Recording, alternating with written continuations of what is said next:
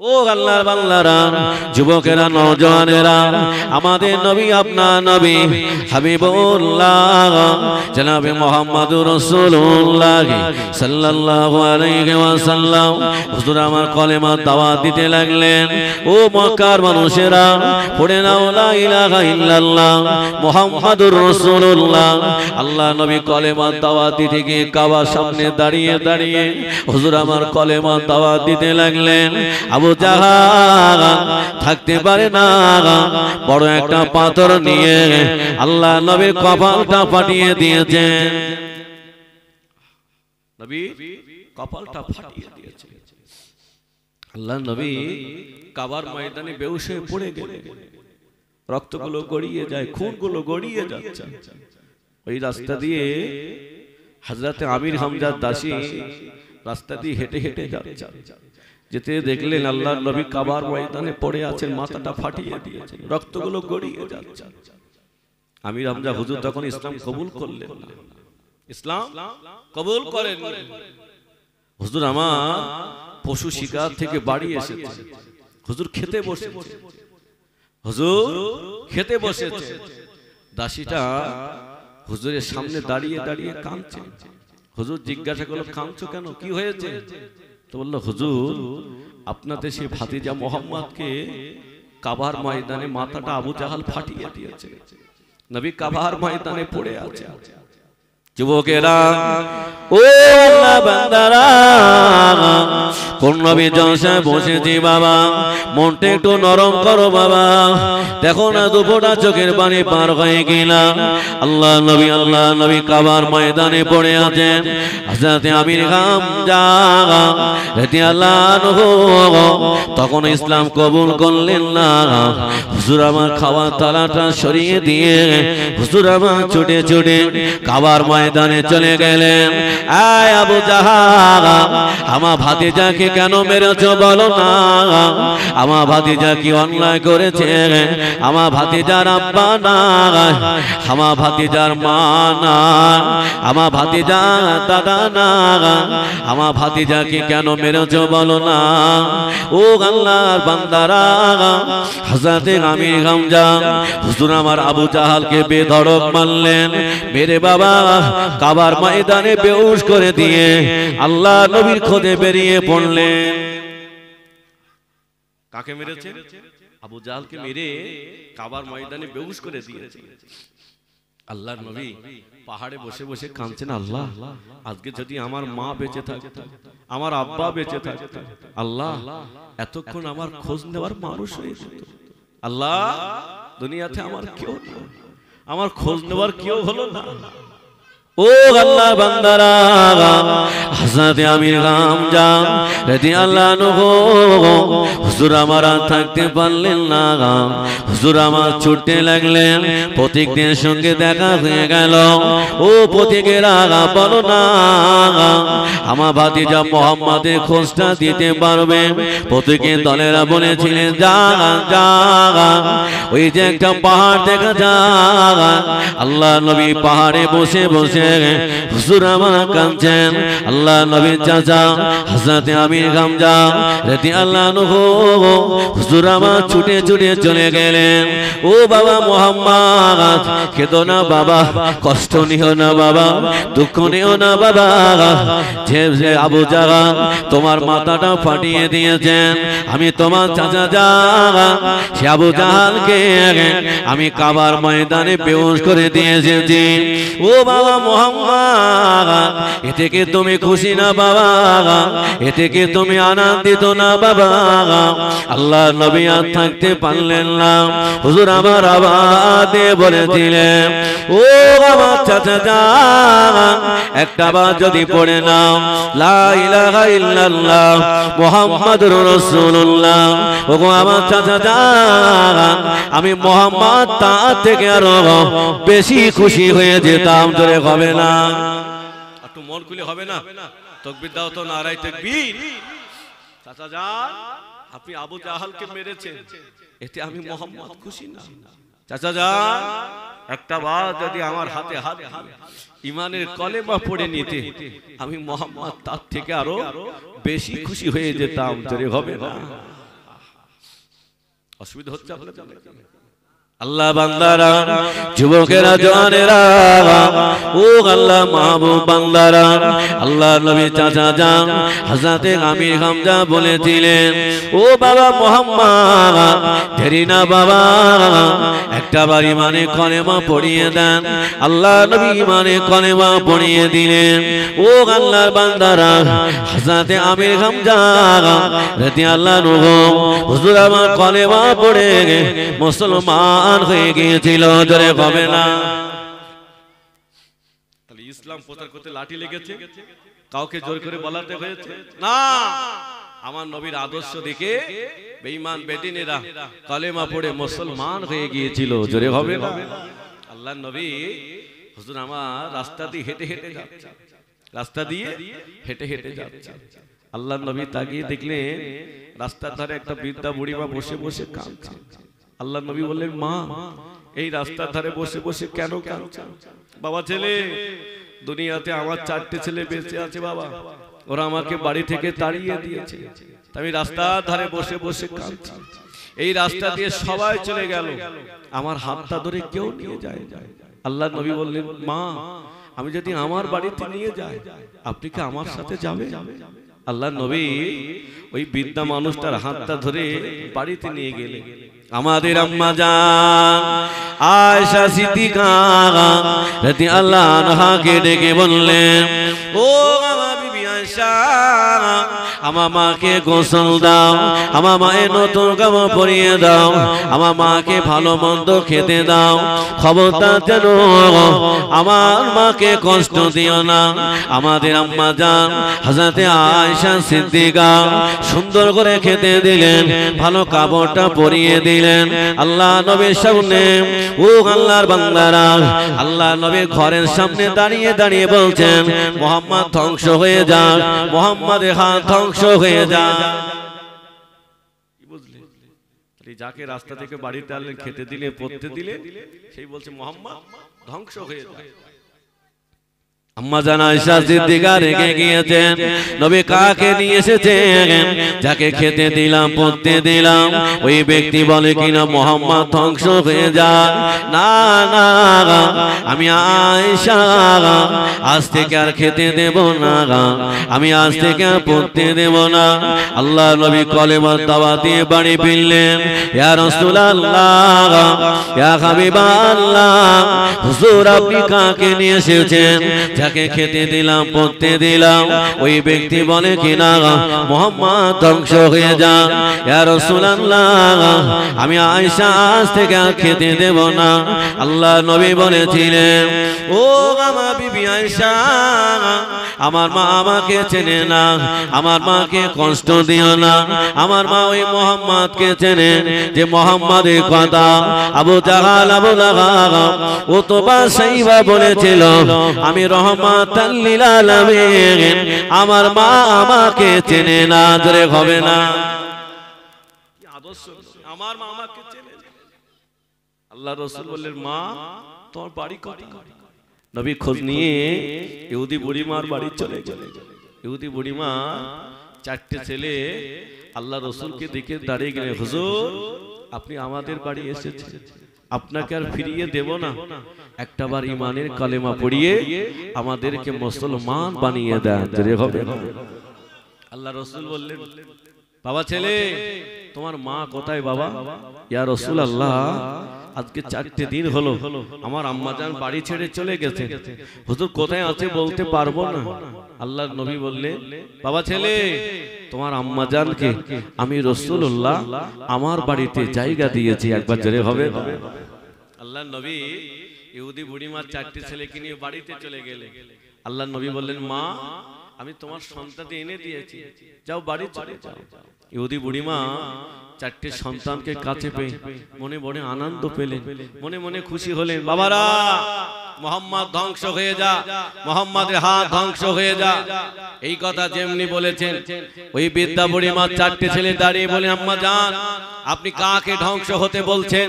যিনি অন্য কেউ না, যিনি তোমাকে রাস্তা থেকে বাড়িতে আনলেন, যিনি তোমাকে খেতে দিলেন, পড়তে দিলেন, উনি হলেন শাফিউল মুজনাবিন, রাহমাতাল লিল আলামিন, নবী মুহাম্মদুর রাসূলুল্লাহ। একবার জোরে হবে না? ইহুদি বুড়িমা বললেন, বাবা ছেলে, আমি তোমাকে চিনতে পারিনি বাবা, তোমার মনে এত দয়া, তোমার মনে এত মায়া, আমাকে তাড়িয়ে দিও না, একটাবার ইমানের কলেমা পড়িয়ে আমাদেরকে মুসলমান বানিয়ে দেন। জোরে হবে না? বাবা, আল্লাহ রাসূলকে আল্লাহ এত ইজ্জত দিয়েছেন, সেই নবীর ইজ্জতের খাতিরে আল্লাহ আমাদের ইজ্জত বাড়িয়ে দিয়েছে, কিন্তু আমরা সেই নবীকে ভালোবাসি না। নবী যে রাস্তায় চলতে বলেছেন আমরা সে রাস্তায় চলি না, নবী যে রাস্তায় নিষেধ করেছেন আমরা কিন্তু সেই রাস্তায় চলি। ভুল বলছি বাপ? আমার ভাইয়েরা, আমার যুবকেরা, আজকে আমরা মার কেন খাচ্ছি বাবা?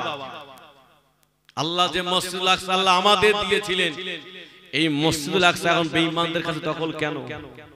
আমাদের জন্য, আমাদের পাপের কারণে। আমি কি ভুল বলছি বাপ? হ্যাঁ, আমাদের পাপ যত পুড়ে গিয়েছে বাবা, পাপ অনেক হয়ে গেছে, এই কারণে বেঈমানদের কাছে আমাদের মাথা নত করে চলতে হয়। আমাদের ঈমান যদি মজবুত হতো, বেঈমানেরা আমাদের পাশে আসতো না। একবার জোরে হবে না সুবহানাল্লাহ? কিন্তু ঈমান তো দুর্বল। নবী যে রাস্তায় চলতে বলেছেন আমরা সে রাস্তায় চলি না। আল্লাহ রাসূল বলেন, গান শোনো না, জেনা ব্যভিচারী করো না, পরের মাল আত্মসাৎ করো না, তোমাদের জ্যান্ত জ্যান্ত মেয়ে কবর দিও না, তোমরা নামাজ কাজা করো না, নামাজ পড়ো, আমি রাসূলুল্লাহ আমাকে ভালোবাসো, আল্লাহকে মহব্বত করো। আমরা কি সে রাস্তায় চলি বাপ? হ্যাঁ, নামাজের রাস্তায় 90 বোর্ড লাগিয়ে দিয়েছি, ও রাস্তায় কিন্তু আমরা যাই না। মসজিদে আযান হচ্ছে, আমরা নামাজ পড়তে যাই, এই তো আমরা নবীর দেওয়ানা। আমি কি ভুল বলছি? হ্যাঁ, কবরে তো আমাদের যেতে হবে তো নাকি? শুধু নবীর ওসিলায় আল্লাহ আমাদের এখনো ভালো রেখেছে। কেন? আল্লাহ আমার নবীকে কত ইজ্জত দিয়েছে। আল্লাহ রাসূলের সর্বপ্রথম আল্লাহ রাসূলের নূরকে আল্লাহ সৃষ্টি করেছিলেন। একবার জোরে হবে না সুবহানাল্লাহ? একটু মন খুলে হবে না? আমাদের নবী নূরের, আল্লাহ রাসূলের নূর সর্ব সৃষ্টি করেছে। আল্লাহ তখনও মানুষ বানায়নি, ফেরেশতা কুলকে বানালেন না। আল্লাহ সর্বপ্রথম আমার রাসূলের নূরকে সৃষ্টি করেছে, তারপরে আল্লাহ ফেরেশতা কুলকে সৃষ্টি করলেন। এই ফেরেশতারা আল্লাহর এত ইবাদত বন্দেগী করে, একটা সেকেন্ডের জন্য ইবাদত বন্দেগী বন্ধ করে না। এই ফেরেশতাদের যিনি বড় ফেরেশতা ছিলেন, এখন তিনি ইবলিস নামে পরিচয়, ইবলিস নামে পরিচয়। এই ফেরেশতার মনে হলো যে আল্লাহর পরে তো কেউ নেই, আল্লাহর পরের স্থানটা আমি পেয়ে যাব। আল্লাহ এই ফেরেশতাকে অনেক ইজ্জত দিয়েছিলেন, 7 আসমান ঘুরে ঘুরে বেড়াতে পারতেন। আল্লাহ পাক ফেরেশতাদের ডেকে বলেন, আমার ফেরেশতারা, আমি আল্লাহ দুনিয়া জমিনে মানুষ বানাবো, আমি আল্লাহ আদম বানাবো, তোমাদের মতামতটা কি? আল্লাহর ফেরেশতারা বলেন, আল্লাহ আমরা তো আপনার ইবাদত করি, আল্লাহ আপনি আবার কেন মানুষ বানাবেন? আল্লাহ পাক বললেন, আমি আল্লাহ পাক যা জানি তোমরা তা জানো না। একবার জোরে হবে না সুবহানাল্লাহ? যুবকেরা, নওজওয়ানেরা, ওয়াল্লাহ মাহবুব বান্দারা, ভুলামা বলবেন না, চলো বাবা গিয়ে জাগায়। আল্লাহ পাক ফেরেশতা জিবরাইলকে ডাকলেন, ও ফেরেশতা জিবরাইল, চলে যাও, চলে যাও, দুনিয়া জমিনে চলে যাও। দুনিয়া জমিনে গিয়ে সমস্ত জায়গা থেকে এক মুঠো মাটি নিয়ে আমি আল্লাহ আমার দয়া জান্নাতে চলে এসো। ফেরেশতা জিবরাইল আলাইহিস সালাম জমিনে চলে আসলেন, জমিনের জবানটা খুলে গেলেন। জমিন বললেন, না আমি মাটি দিতে পারবো না। কেন না? আল্লাহ পাক মাটি দিয়ে আল্লাহ আদমকে বানাবে, আদমের সন্তানদের বানাবেন।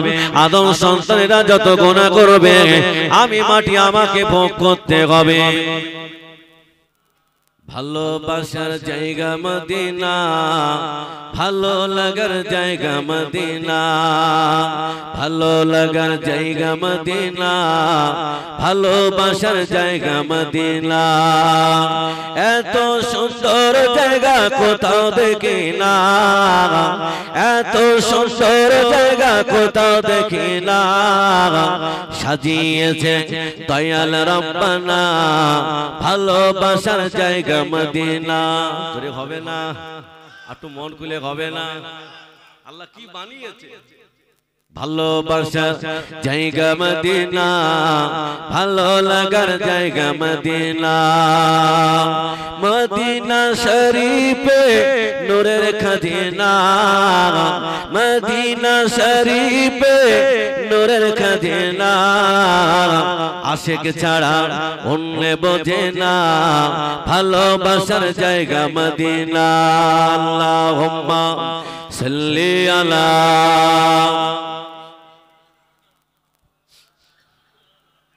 একটু জোরে হবে না, ওয়ালা আলে।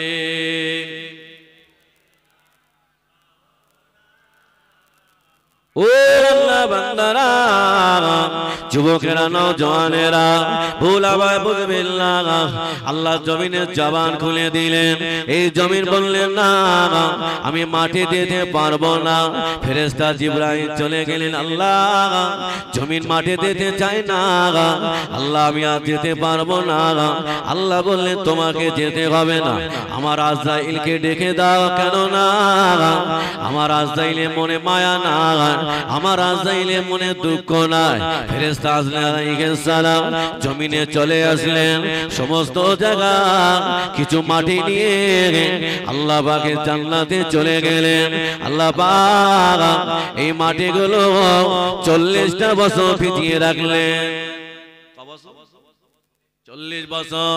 তারপরে আমাদের আব্বা জান নবী আদম আলাইহিস সালামের আল্লাহ ট্যাক্সারটা বানালেন, ফ্রেমটা বানানো হয়ে গেল। আল্লাহ পাক ওই বড় ফেরেশতাকে ডেকে বললেন, যা আমার নবী আদমের ট্যাক্সারটা একবার ঘুরে ঘুরে দেখে এসো। ওই বড় ফেরেশতা এসে নবী আদম আলাইহিস সালামের ট্যাক্সারটা ঘুরে ঘুরে দেখলেন। যেখানে যেখানে ওই বড় ফেরেশতা সোয়া লাগলেন, আল্লাহ পাক ওই মাটিগুলো কেটে কেটে জান্নাতের এক কোণায় রেখে দিলেন। সেখান থেকে গন্ধম গাছ তৈরি হলো। কথা বুঝতে পারলেন? নবী আদম আলাইহিস সালামের ওই ফেরেশতা ঘুরে ঘুরে দেখেছে মাটির সোয়াগ মাটিগুলো কেটে কেটে জান্নাতের এক কোণাতে রাখলেন। সেইখান থেকে গন্ধম গাছ তৈরি হয়েছে। ও আল্লাহর বান্দারা, নবী আদম আলাইহিস সালামের ট্যাক্সারটা বানানো হয়ে গেল, ফ্রেমটা বানানো হয়ে গেল। আল্লাহ পাক নবী আদম আলাইহিস সালামের নাকের ভিতর দিয়ে রূহটা ভেতরে প্রবেশ করিয়ে দেবে। ও আল্লাহর বান্দারা, এই ভেতরে যদি রূহ না থাকে এই দেহর কি কোনো দাম আছে? নবী আদম আলাইহিস সালামের নাকের ভিতর দিয়ে রূহটা ভেতরে প্রবেশ করলো। রূহ আল্লাহকে জিজ্ঞাসা করেছিলেন, আল্লাহ পাক এর ভিতরে বড় অন্ধকার, আল্লাহ আমি থাকবো কেমন করে? আল্লাহ আমি তো থাকতে পারবো না। আল্লাহ পাক বলেছিলেন, ও আমার আদমের রূহ একটাবার আমার জান্নাতের দিকে তাকিয়ে দেখো না।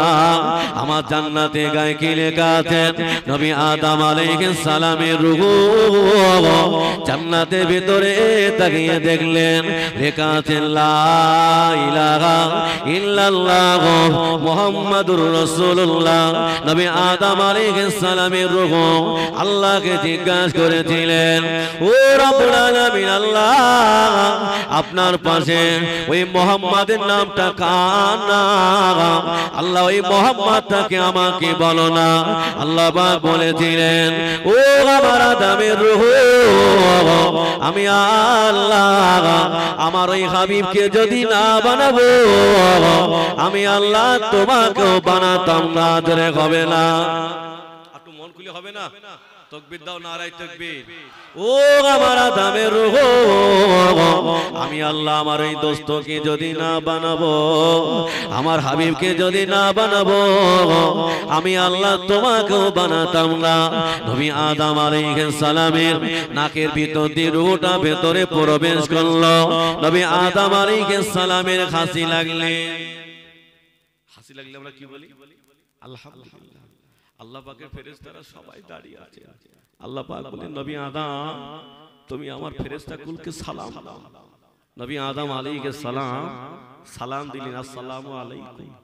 আল্লাহ পাকের ফেরেশতারা সকলে সালামের জবাব দিয়েছিলেন, ওয়া আলাইকুমুস সালাম। একবার জোরে হবে না সুবহানাল্লাহ?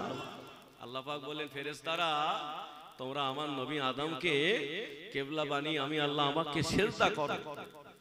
আল্লাহর ফেরেশতারা সবাই সিজদা করলেন। ইবলিস বলল, আমি সিজদা করতে পারবো না। কেন? আমি তো আগুনের তৈরি, নবী আদম মাটির তৈরি। আল্লাহ আমি আগুন হয়ে আমি মাটির কাছে মাথা নত করব না। আল্লাহ বলেন, ইবলিস শয়তান বেরিয়ে যা, আমার জান্নাত থেকে বেরিয়ে যা। ইবলিস তখন দাঁড়িয়ে আল্লাহ পাকের কাছে কাঁদছেন, আল্লাহ আল্লাহ একটা অন্যায় করার কারণে আপনি আমাকে ইবলিস বানিয়ে দিলেন। আল্লাহ আপনি আমাকে শয়তান বানিয়ে দিলেন। আল্লাহ আমার কোনো দুঃখ নাই, কষ্ট নাই, তবে আমার জীবনের দুটি দাবি মানতে হবে। আল্লাহ আমার এক নম্বর দাবি হলো আল্লাহ আমার হায়াতটা বাড়িয়ে দিতে হবে। আমার দ্বিতীয় নাম্বার দাবি হলো আল্লাহ আল্লাহ আমি যেমনি যে রূপ ধরব আমাকে ঠিক সেই রূপ ধরতে দিতে হবে। আমি কখনো বা মানুষ হব, আমি কখনো বা বিড়াল হব, আল্লাহ আমি কখনো সাপ হব। আল্লাহ বলে, যা যা ইবলিস আমি তো দুটো দোয়া কবুল করে নিলাম। ইবলিস তখন জান্নাত থেকে হাসতে হাসতে যায়। আল্লাহ বলেন, ইবলিস দাঁড়িয়ে যাও, ইবলিস দাঁড়িয়ে যাও। তোমার মনে এত কিসে আনন্দ বলো না, কেন তুমি হাসছো বলো না। ইবলিস তখন বলেছিলেন, আল্লাহ দুনিয়াতে আমি একা থাকবো না, আমি আপনার বান্দাদের আমার চলে পড়ে আমার কৌশলে আমার দলভুক্ত বানিয়ে নেব। আল্লাহ আমি ওদের বন্ধু বানিয়ে নেব, এই কারণে আমার কোনো দুঃখ নাই। আল্লাহ পাক বলেছিলেন, তুমি আমার বান্দাদের ধোঁকা দেবে, আমার বান্দারা তোমার মায়ায় পড়ে, আমার বান্দারা তোমার চলে পড়ে, আমার বান্দারা তোমার দলভুক্ত হয়ে যাবে। ইবলিস আমার ওই বান্দা একদিন গভীর রাত্রে যদি খালেস অন্তরে তওবা করে, আমার কাছে মাফি চায়, আমার কাছে ক্ষমা চায়, আমি আল্লাহ আমার বান্দাকে আমি ক্ষমা করে দেব। হবে না বাবা? একটু সামনে আগিয়ে আসবে ভাই, চাচা সামনে আগে আসে, একটু সামনে আগে আসে, একটু কষ্ট দিলাম, সামনে আগে আসে। মোহাব্বতে দরুদ আল্লাহুম্মা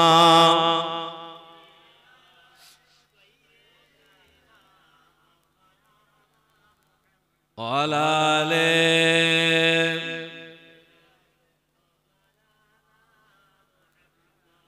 চলে কি কথা বলছিলাম? ইবলিস অসুবিধা হচ্ছে আপনাদের? অসুবিধা হচ্ছে না তো বাপ? বসে। ইবলিস জান্নাতের দরজায় গিয়ে দাঁড়িয়ে দাঁড়িয়ে ডুগরে ডুগরে কাঁদছে। ইবলিস কাঁদছে কোথায়? জান্নাতের দরজা। নবী আদম আলাইহিস সালাম জান্নাতে একা একা ভালো লাগে না। নবী আদম আলাইহিস সালামের বাম পাজরে হাতটা নিয়ে আল্লাহ মা হাওয়াকে বানালেন। কাকে বানালেন? এ বাবা আমাদের ফিরতে হবে। কাকে বানালেন? মা হাওয়া আলাইহিস সালামকে বানালেন। নবী আদম আলাইহিস সালাম ঘুম ভেঙে দেখেন সুন্দরী রমণী মাতার কাছে বসে আছে। নবী আদম আলাইহিস সালাম মা হাওয়ার সঙ্গে কথা বলতে যাবে। আল্লাহ বললেন, আদম তোমার বিবির সঙ্গে কথা বলতে গেলে আগে তোমার দেনমওনা আদায় করতে হবে। নবী আদম আলাইহিস সালাম বললেন, আল্লাহ আমি দেনমওনা আদায় করব কি করে? আল্লাহ আমার কাছে কিছু নেই। আল্লাহ পাক বলেছিলেন, নবী আদম তুমি আমার হাবিবের উপরে 20 বার দরুদ শরীফ পড়বে, আমি আল্লাহ এই 20 বার দরুদ শরীফের বিনিময়ে আমি তোমার বিবির জন্য দেন মোহনা আদায় করে দেব। জোরে হবে না? একটু মন খুলে হবে না? তাহলে বাপ মা ভালো হলে সন্তান ভালো হবে। আল্লাহ বান্দারা, যুবকেরা, জওয়ানেরা, ভোলামায় বুঝবেন না, আল্লাহ আমাদের কত ভালোবাসেন, আল্লাহ আমাদের কত ইজ্জত দিয়েছেন। নবী মুসা আলাইহিস সালাম আল্লাহকে বলেছিলেন, আল্লাহ আল্লাহ আমি আপনাকে দেখতে চাই। আল্লাহ বললেন, নবী মুসা তুর পাহাড়ে এসো, তোমার সঙ্গে আমায় দেখা হবে। নবী মুসা আলাইহিস সালাম তুর পাহাড়ে যাচ্ছেন। আল্লাহ বলেন, পায়ের জুতো দুটো খুলে এসো, আমার কাছে এসো। নবী মুসা আলাইহিস সালাম পায়ের জুতো দুটো খুলে উঠছেন। ও আল্লাহর বান্দারা, আর আমাদের নবীকে মহান আল্লাহ পাক দাওয়াত করে নিয়ে গিয়েছিল। জোরে হবে না? আল্লাহ সবথেকে আমাদের নবীর ইজ্জত বেশি দিয়েছে। আমার নবীর সুপারিশ ছাড়া কোন নবীও জান্নাতে যাবে না। একবার জোরে হবে না সুবহানাল্লাহ?